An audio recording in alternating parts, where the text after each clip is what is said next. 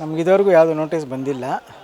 ಬಂದರೆ ನೀವು ಯಾವ ರೀತಿ ಒಂದು ಕ್ರಮ ತಗೊಳ್ತೀರಾ? ನಾವು ಏನು ಮಾಡ್ತೀವಿ ಅಂದರೆ ಇದು ಸ್ಕ್ಯಾನರ್ನ ಕಿತ್ತು ಬಿಸಾಕ್ತೀವಿ. ಸ್ಕ್ಯಾನರ್ ಕಿತ್ತು ಬಿಸಾಕಿದ್ರೆ ವ್ಯಾಪಾರದಲ್ಲಿ ಲಾಸ್ ಆಗೋದು. ಏನು ಮಾಡೋಕ್ಕಾಗತ್ತೆ ಇವರೇ, ಇವಾಗ ಆಗ್ತಾಯಿರೋ ವ್ಯಾಪಾರಕ್ಕೆ ನಾವು ಬಾಡಿಗೆ ಕೊಟ್ಕೊಂಡು ಹುಡುಗರಿಗೆ ಕೊಟ್ಬಿಟ್ಟು ಇವಾಗಲೇ 3 ದಿವಸ ಮಳೆ ಬರುತ್ತಿದೆ, ಆಗೋದು ಒಂದು ಬೋಣಿ 2 ಬೋಣಿ ಆಗುತ್ತೆ, ಲಕ್ಷಾಂತರ ರೂಪಾಯಿ ಕಟ್ಟು ಅಂದರೆ ಹೆಂಗೆ ಕಟ್ಟೋದು? ಅದೆಲ್ಲ ಮಾಡೋಕ್ಕಾಗಲ್ಲ. ಸ್ಕ್ಯಾನ್ ಕಿಟ್ ಬಿಟ್ಟಾಕ್ಬಿಟ್ಟು ಎಷ್ಟಾಗುತ್ತೋ ಅಷ್ಟು ಮಾಡ್ಕೊಂಡು ಹೋಗ್ತೀವಿ. ಮುಂಚೆ ಹೆಂಗೆ ಮಾಡ್ತಾಯಿದ್ವಿ ಹಂಗೆ ಮಾಡ್ಕೊಂಡು ಹೋಗ್ತೀವಿ. ತುಂಬ ಲಾಸ್ ಆಗುತ್ತೆ ಅಂತ ಹೇಳ್ತಾರೆ ಜನ. ಎಲ್ಲರೂ ದುಡ್ಡು ತೊಗೊಂಡ್ಬರ್ಬೇಕಲ್ಲ.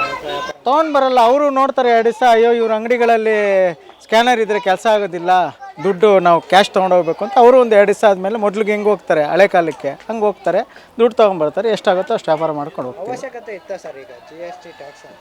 GSTಗೆ ಅವಶ್ಯಕತೆ ಇದೆ. ಕೋಟ್ಯಾಂತರ ರೂಪಾಯಿ ಮಾಡೋರಿಗೆ ಮಾಡಲಿ. ಈ ಸಣ್ಣ ಪುಟ್ಟ ವ್ಯಾಪಾರದವ್ರಿಗೆ ನಾವು ಡೈಲಿ 5,000 10,000 ವ್ಯಾಪಾರ ಮಾಡೋರಿಗೆ ನಮ್ಗೆ 1,500 ರೂಪಾಯಿ ಸಿಗುತ್ತೆ. ನಾವು ಕೂಲಿ ಥರ ನಮ್ಮಂಥವ್ರ ಹತ್ರ ಅವರು ಎಕ್ಸ್ಪೆಕ್ಟ್ ಮಾಡಬಾರ್ದು. ಕೋಟ್ಯಾಂತರ ರೂಪಾಯಿ ಲೂಟಿ ಮಾಡೋವ್ರ ಹತ್ರ ಹೋಗಿ ಹಿಡ್ಕೊಳ್ಳಿ, ಅವ್ರದ್ದು ಈಸ್ಕೊಳ್ಳಿ, ಏನಾದ್ರು ಮಾಡ್ಕೊಳ್ಳಿ. ಸಣ್ಣ ಪುಟ್ಟ ವ್ಯಾಪಾರದ ನಮ್ಮದೆಲ್ಲ ಸಣ್ಣ ಪುಟ್ಟ ವ್ಯಾಪಾರದವ್ರಿಗೆ ಇನ್ನೂ ಅವ್ರಿಗೆ ಸಬ್ಸಿಡಿ ಕೊಡಬೇಕು, ಮಾಡ್ಕೊಳ್ಳಿ ನೀವು ಅಂತ ಬಿಡಬೇಕು.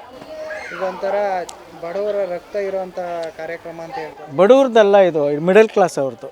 ಮಿಡಲ್ ಕ್ಲಾಸ್ ಅವರು ರಕ್ತ ಇರ್ತಾರೆ. ಅದು ಬಡವ್ರಿಗೆ ಏನು ಮಾಡೋಕ್ಕಾಗಲ್ಲ. ಅವ್ರು ಬಡವ್ರೆ ಆದರೆ ಹೋಗ್ತಾರೆ, ಇಲ್ಲಾಂದರೆ ಇಲ್ಲ ಅಂತ ಅವ್ರ ಪಾಟಿಗೆ ಇರ್ತಾರೆ. ನಾವು ಹಂಗಿರೋಕ್ಕಾಗಲ್ವಲ್ಲ, ನಾವೆಲ್ಲ ಕಮಿಟ್ಮೆಂಟ್ ಆಗಿರ್ತೀವಲ್ಲ.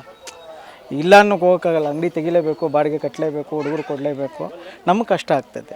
ಈಗ ಪ್ರೆಸೆಂಟು GSTಯಿಂದ ಏನಾದರೂ ತೊಂದರೆ? ಇವಾಗ ನಮ್ಗೆ ಯಾವುದು ನೋಟಿಸ್ ಬಂದಿಲ್ಲ. ಎಲ್ಲ ಕೇಳ್ತಾ ಇದ್ದೀವಿ, ನೋಡ್ತಾ ಇದ್ದೀವಿ. ನಮ್ಗೆ ಯಾವುದು ಬಂದಿಲ್ಲ. ಬಂದರೆ ನಾವು ಏನು ಮಾಡ್ತೀವಿ, ಎಲ್ಲ ಕಿಟ್ಬಿಟ್ಟು ಬಿಸಾಕ್ಬಿಟ್ಟು ಎಷ್ಟಾಗುತ್ತೋ ಅಷ್ಟು ಮಾಡ್ಕೊಂಡು ಹೋಗ್ತೀವಿ. ನೋಟಿಸ್ ಬಂದಮೇಲೆ ಟ್ಯಾಕ್ಸ್ ಕಟ್ಟಲೇಬೇಕಲ್ಲ, ಕಟ್ತೀರಾ? ಕಟ್ಟಲ್ಲ. ದುಡ್ಡಿದ್ರೆ ತಾನೇ ಕಟ್ಟೋದು. ಬನ್ನಿ ನಮ್ಮ ಮನೆಗೆ ಚೆಕ್ ಮಾಡ್ಕೊಳ್ಳಿ, ನಮ್ಮ ಅಕೌಂಟ್ ನೋಡ್ಕೊಳ್ಳಿ, ದುಡ್ಡಿದ್ರೆ ಎತ್ಕೊಳ್ಳಿ, ಇಲ್ಲಾಂದರೆ ನೀವೇ ಹಾಕ್ಬಿಟ್ಟು ಹೋಗಿ ಅಂತೀನಿ ಅಲ್ವಾ.